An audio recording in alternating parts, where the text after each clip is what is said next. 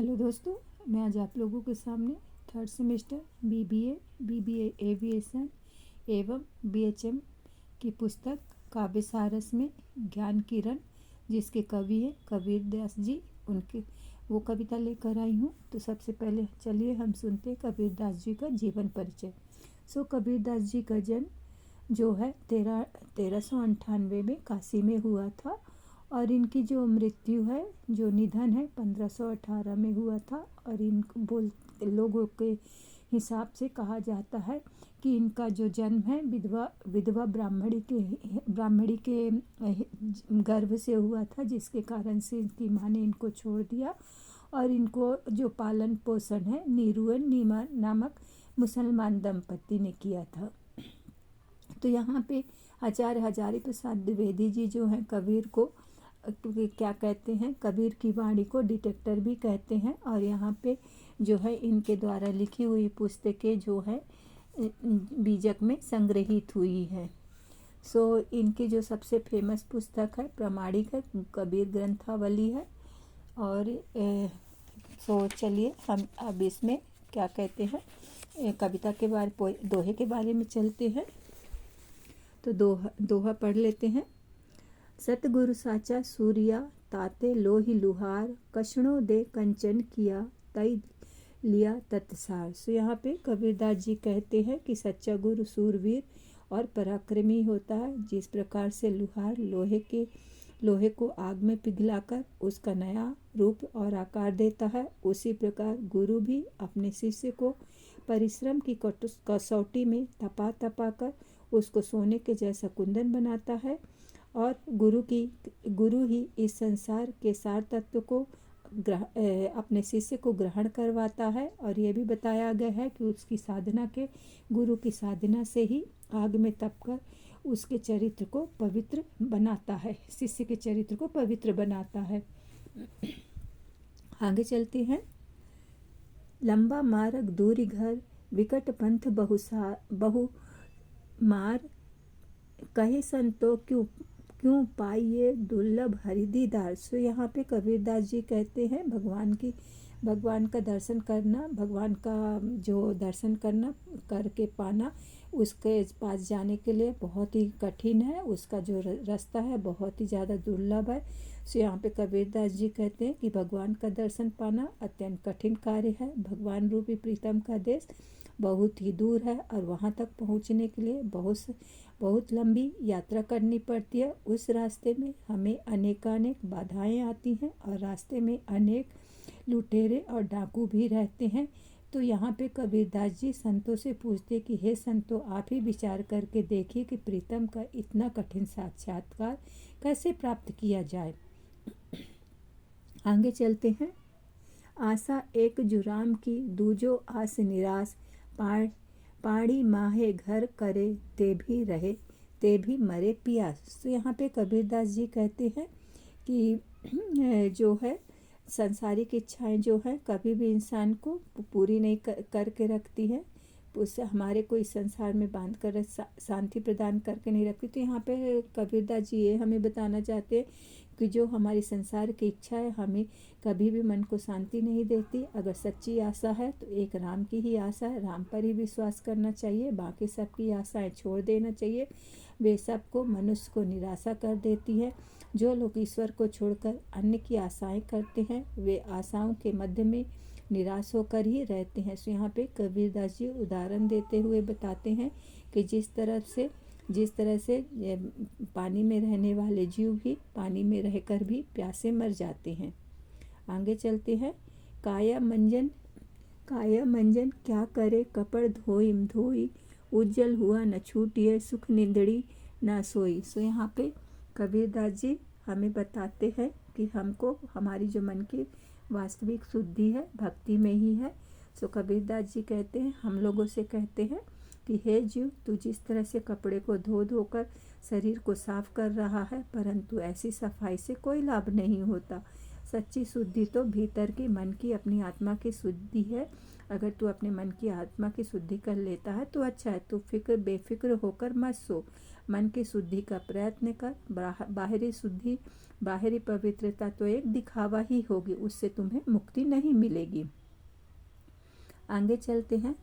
कबीर नाव जर्जरी, कूड़े खेवनहार, हल्के हल्के तीर गए, बूढ़े तीन सिर भार। सो यहाँ पे कबीरदास जी संसार रूपी सागर को पार करते हुए कहते हैं कि यहाँ पे जो पुण्य आत्मा है वही इस संसार रूपी सागर को पार कर लेते हैं। तो जो कबीरदास जी कहते हैं कि जीवन रूपी जो नाव है बहुत ही पुरानी है और इसके खेने वाला जो हमारा मन सर्वथा बेकार रहता। परिस्थिति यह है कि जिसके ऊपर कर्मों का भार नहीं होता है वे संसार को पार कर जाते हैं, और जिनके सिर पर कर्मों का भार होता है, बोझ होता है, वे इस भवसागर में डूब जाते। तो इसका मतलब ये होना कहते हैं कि हमें जो कर्म है हमारे अच्छे होने चाहिए। अगर हम अच्छे कर्म करते हैं और उससे हमारे को मुक्ति मिल जाती है।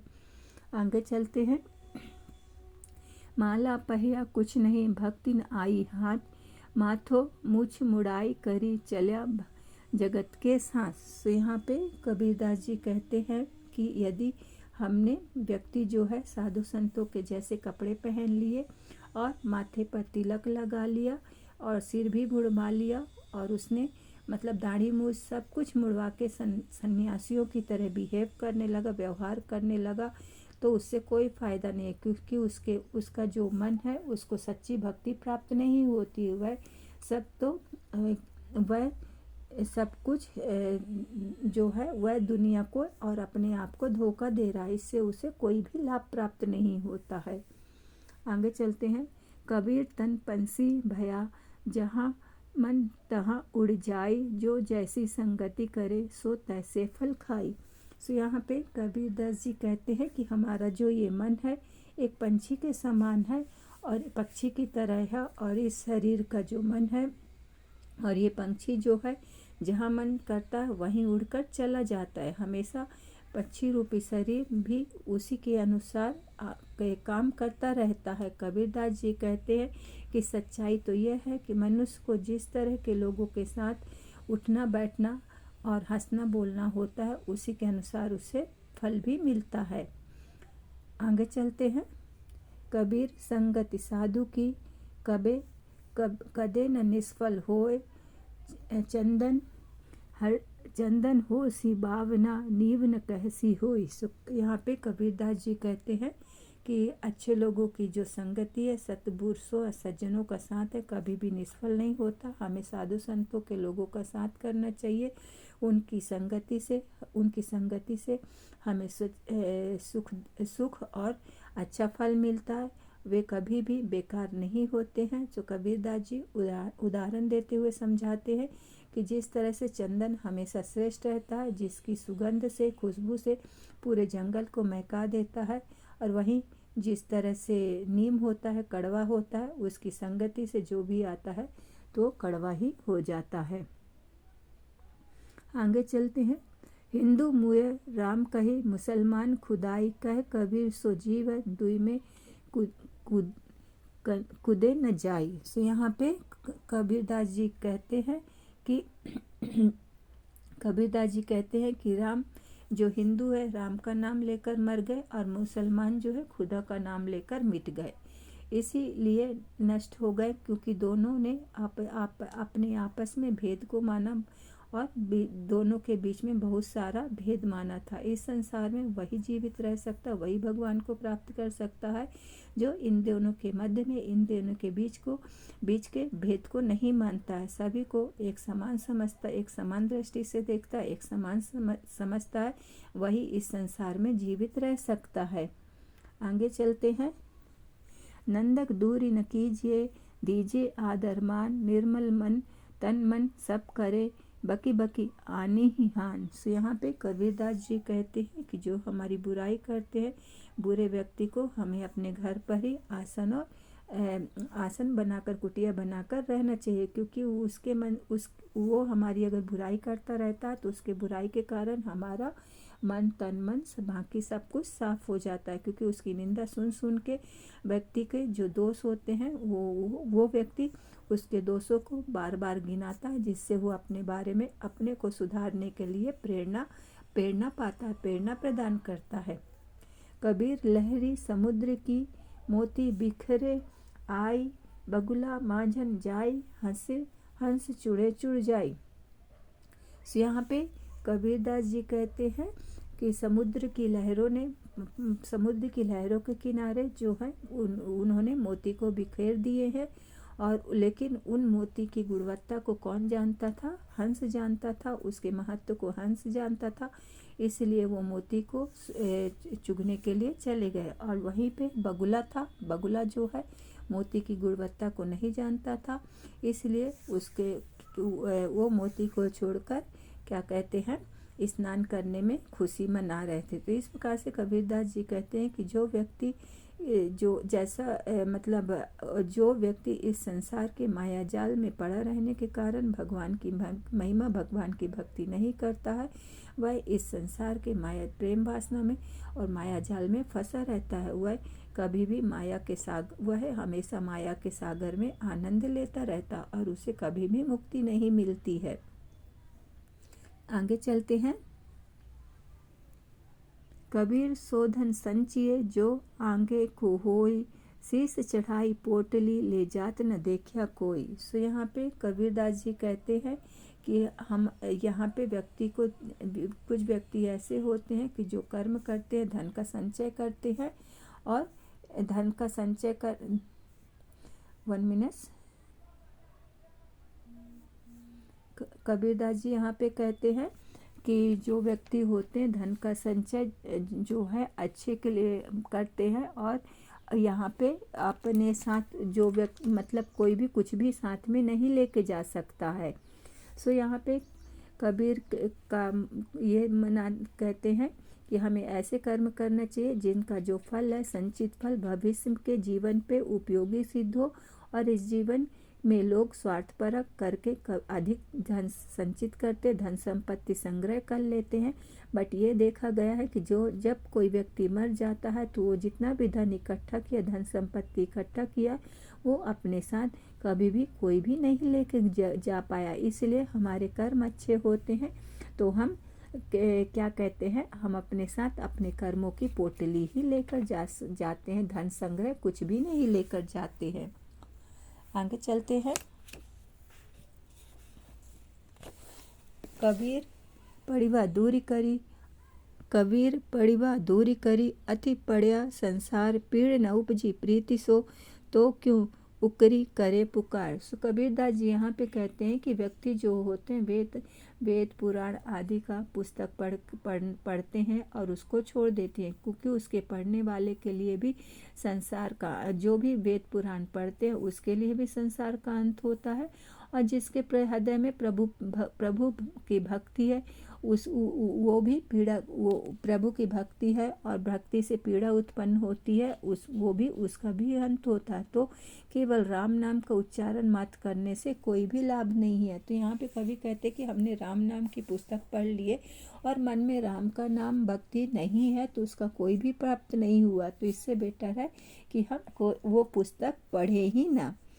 यहाँ पे कबीरदास जी ये बताते कि हम जितने भी भगवान की पुस्तकें पढ़ते हैं, वेद पुराण की पुस्तकें पढ़ते हैं, और वो उन पुस्तकों को पढ़ जाने के बाद हमारा अंत हो जाता है, बट हमारे मन में जो भक्ति उत्पन्न होनी चाहिए सो वो उत्पन्न नहीं होती। तो फिर फालतू के राम नाम, या जब हमारे मन में भक्ति नहीं उत्पन्न हुई तो राम नाम का उच्चारण करने से कोई भी लाभ नहीं होगा। कबीर अवगुण ना गहे गुड़ ही कोल ले बीनी, घट घट महु के मधुप ज्यू पर आत्म ले चीनी। सो कबीरदास जी का यहाँ पे कहना है कि व्यक्ति जो होते हैं दूसरों के अवगुणों को ग्रहण करने के लिए बहुत तैयार रहते हैं। यहाँ पे ये बता रहे हैं कि दूसरों के अवगुणों को हमें ग्रहण नहीं करना चाहिए। अगर हमको दूसरों की चीज़ें ग्रहण करनी है तो उनके अच्छे गुणों की तरफ, अच्छे कैरेक्टर की तरफ हमें ध्यान देना चाहिए, उनको ही अपनाना चाहिए। जिस प्रकार से यहाँ पे कबीरदास जी उदाहरण देते हुए कहते हैं कि जिस प्रकार से जो भंवरा होता है, प्रत्येक फूल के